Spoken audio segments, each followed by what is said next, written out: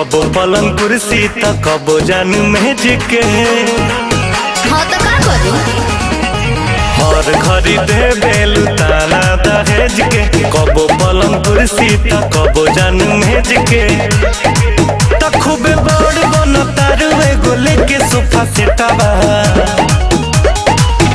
दिल बाड़ तिलक पापा बेच खेतवा चढ़ता राधी होल बुलेटवा।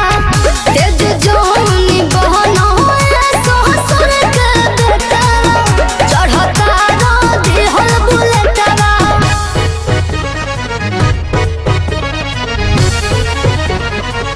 होल बुलेटवा।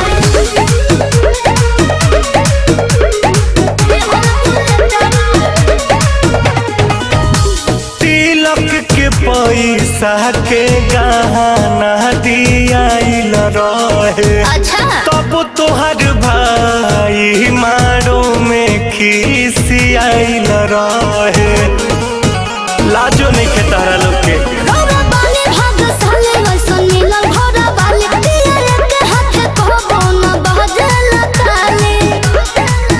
हसबैंड तोहर बा गोल्डन कैरेटवा।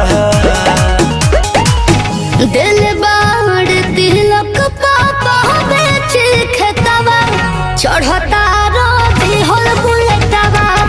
तेज जोनी बहना ससुर के बेटवा चढ़ता राधी होल बुलेटवा। होल बुलेटवा। होल बुलेटवा।